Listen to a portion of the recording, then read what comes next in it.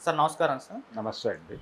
Sir Pawan Kalyan గారు జనసేన ఆవిర్భావ సభలో తమిళనాడు సీఎం స్టాలిన్ గారికి ఒక కౌంటర్ అయితే ఏసారు సార్. అంటే వాళ్ళు హిందీ వ్యతిరేక ఉద్యమం ఒకటి చేస్తున్నారు గదా!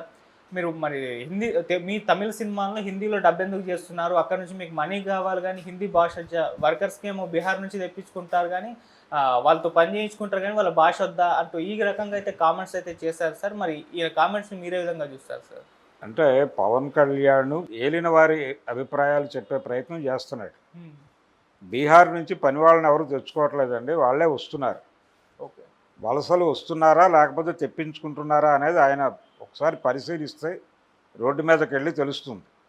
రాజకీయాల్లో ఉన్నాడాయన. రాజకీయాల్లో ఉన్నవాళ్ళు గ్రౌండ్ రియాలిటీ తెలుసుకుని మాట్లాడాలి. గ్రౌండ్ రియాలిటీ ఏంటంటే వలసలు విపరీతంగా ఉన్నాయి అన్ని ప్రాంతాల నుంచి. నేపాల్ నుంచి కూడా ఉన్నాయి వలసలు. బీహార్ ఒకటే కాదు. బెంగాల్ నుంచి ఉన్నాయి. బెంగాల్ నుంచి వస్తున్న బంగ్లాదేశ్ నుంచి వస్తున్న వాళ్ళు నెమ్మదిగా ఇటువైపు కూడా వచ్చేస్తున్నారు వాళ్ళు. అలాగే హైదరాబాద్లో రోహింగ్యాల సమస్యని ఈ మధ్య కాలంలోనే చూసాం మనం. ఇలా రకరకాల పద్ధతుల్లో రకరకాల ప్రాంతాల నుంచి అన్ని రకాల వాళ్ళు వస్తున్నారు. ఈ వచ్చిన వాళ్ళలో హిందువుల వరకు మేము ప్రొటెక్షన్ కల్పిస్తాము, మిగిలిన వాళ్ళని జన్మస్థానాలకు తిరిగి పంపిస్తామని అమిత్ షా గారు ఆ మధ్య ఒక వివాదాస్పద వ్యాఖ్య చేసి కొంచెం గొడవకి దారి తీశాడు. యాక్చువల్గా అది ముస్లింలలో చాలా కలవరాన్ని కలిగించింది ఆయన మాటలు. సరే, ఈ నేపథ్యం అంతా పక్కన పెడితే సౌత్లో విపరీతంగా వలసలు ఉన్నాయి. వలసల సమస్యకి సౌత్ అతలాకుతలం అవుతున్న మాట వాస్తవం. అలాగే అన్ని రంగాలలోకి ప్రవేశించారు వారు. వ్యాపారాల్లోకి వారే ప్రవేశించారు. మీరు ఏ సందులోకి వెళ్ళినా వెళ్ళండి, ఆ సందులో ఉన్నటువంటి 10 దుకాణాల్లో 6 దుకాణాలు వాళ్ళవే ఉంటాయి, 4 దుకాణాలు మాత్రమే స్థానికులకు ఉంటాయి. దీన్ని ఏమనాలి?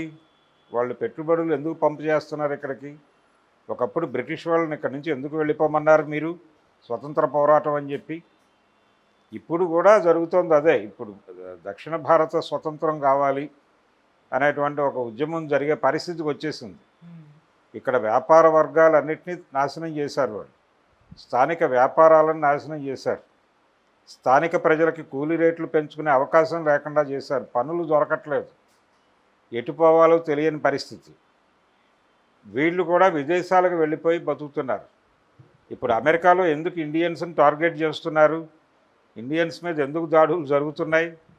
అక్కడ పనులకి వీళ్ళు అంటే చీప్ లేబర్గా వీళ్ళు అవైలబుల్ రావటం వలన తమ ఉపాధి మార్గాలు పోతున్నాయనే కదా దాడులు జరుగుతున్నాయి అక్కడ.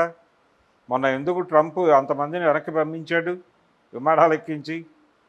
చాలామంది ఇండియన్స్ అక్కడికి అక్రమంగా వెళ్ళిన వాళ్ళు ఆ చివరి నిమిషాల్లో పక్క దేశాల్లోకి వెళ్ళి అక్కడి నుంచి మళ్ళీ కొత్తగా వచ్చినట్టుగా ఎంట్రీ ఇచ్చి కథ నడుపుతున్న వాళ్ళు ఎంతమంది ఉన్నారు? అలా ఉంటున్న వాళ్ళని కదా వాళ్ళు తుపాకులు పెట్టి కాలుస్తుంది అక్కడ.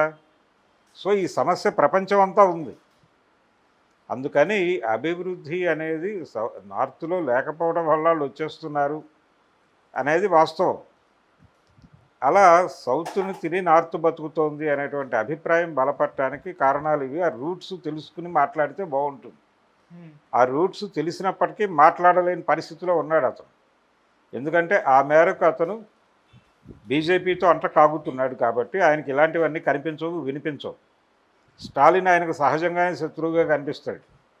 రెండోది, హిందీ రుద్దటానికి చేసే ప్రయత్నాల మీద యుద్ధం తప్ప హిందీ వద్దని కాదు. అది అర్థం చేసుకోవాలి ఆయన. హిందీ రుద్దటం మీదే అప్పట్లో పెరియార్ చేసిన ఆందోళన కూడా అదే. రుద్దటాలు వద్దు, ఇంట్రెస్ట్ ఉంటే నేర్చుకుంటారు, లేదంటే వదిలేస్తారు, మీకేంటి సంబంధం అనేదే గొడవ. బలవంతంగా ఒకళ్ళని ఒక భాషకి రుద్దటం అనేది కరెక్ట్ కాదు అనేది వాళ్ళ డిమాండు. అలాగే స్థానిక భాషని స్థానిక నాగరికతల్ని కాపాడుకోవటం అనేది ఒక ఆకాంక్ష.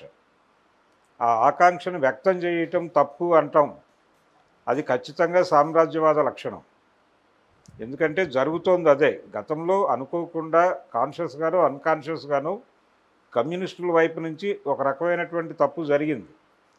అంటే వాళ్ళు ఒక అభిప్రాయంతో కొన్ని ఏరియాల్లో స్థానిక సంస్కృతులని అలాగే స్థానిక భాషల్ని కొంచెం వెటకారం చేయటం లాంటి కార్యక్రమాలు చేశారు. చేయటం ద్వారా ఏం జరిగింది అంటే దానివలన జరిగిన నష్టం ఏంటంటే ఒక రకంగా చదువును చేశారు వారు. ఆ తర్వాత ప్రపంచ నాగరికత రావటానికి ఒక రకంగా చదువును చేసి ఏర్పాటు చేశారు. వాళ్ళు వచ్చి మొక్కలు నాటారు. ఇది జరిగిన నష్టం అని తర్వాత గుర్తించారు వీరు. గుర్తించినప్పటికీ ఇప్పుడు చేయగలిగింది ఏమీ లేదు. గుర్తించడం అయితే జరిగింది. మనం తప్పు చేశాము ఆ రోజుల్లో, చారిత్రక తప్పిదం అని అనుకున్నారు, కానీ జరగాల్సిన నష్టం జరిగిపోయింది. కాబట్టి ఇలాంటి ప్రమాదాలు ఉంటాయి.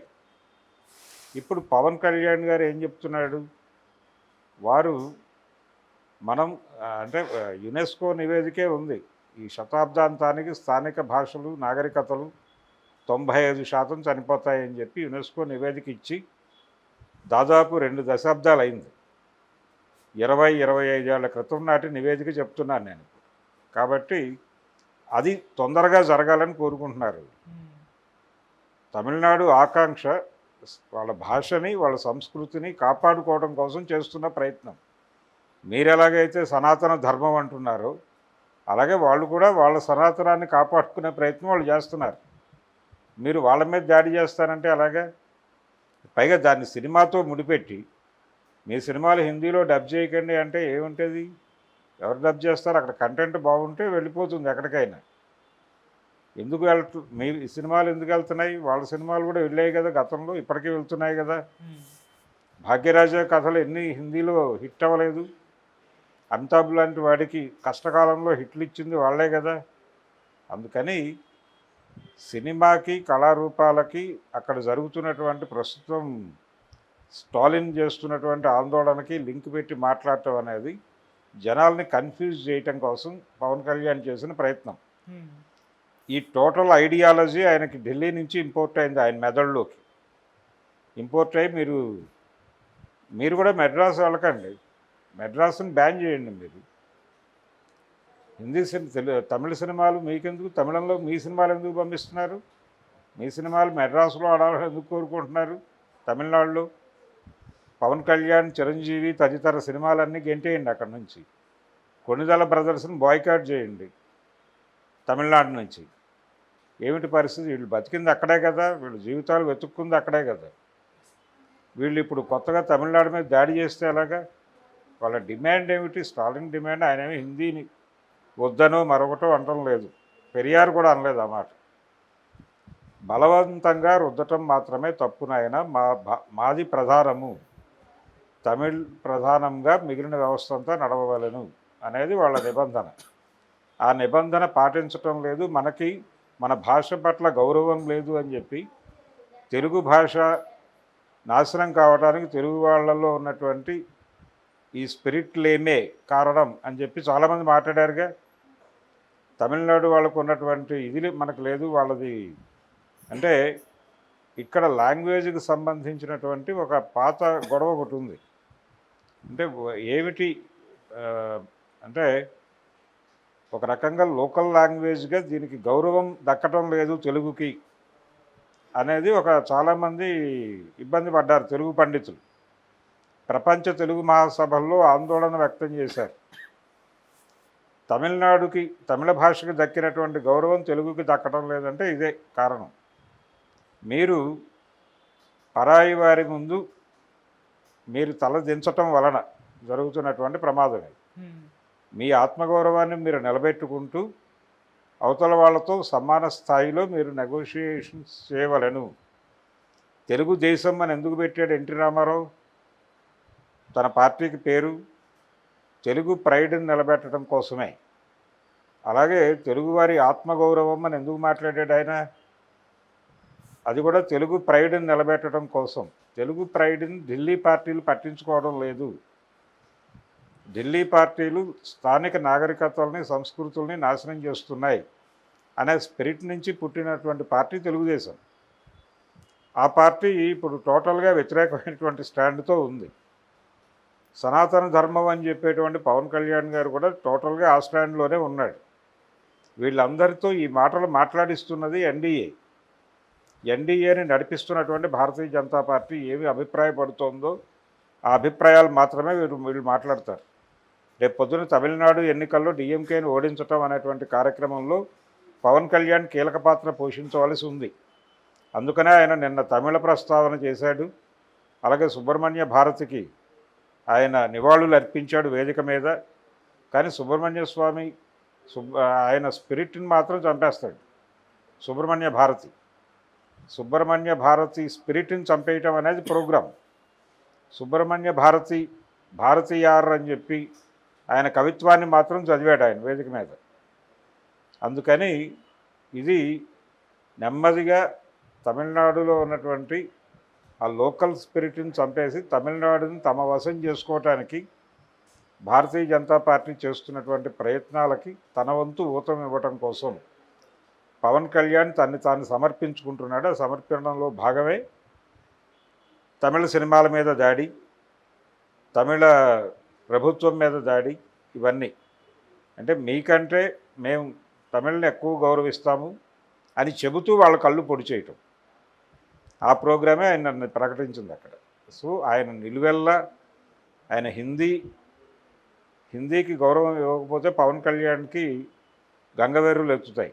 ఎందుకు ఎత్తుతాయి అంటే ఆయన తన్ని తాను భారతీయుడిగా చూపించుకోకపోతే, ప్రొజెక్ట్ చేసుకోకపోతే అక్కడ గుర్తింపు ఉండదు. ఏది ఆయన ఎక్కడైతే పని చేస్తున్నాడో అక్కడ. ఆయన్ని ప్యాకేజీ స్టార్ అన్నారు చంద్రబాబుతో లింక్ చేసి, కానీ కాదు అది ఢిల్లీతో లింక్ అయి ఉన్నటువంటి ప్యాకేజీ కూడా. ఓకే. అందుకని పవన్ కళ్యాణ్ గారు అలాగే మాట్లాడతాడు. రేపు పొద్దున్న నెక్స్ట్ ఇయర్ జరగబోయే తమిళనాడు ఎన్నికల్లో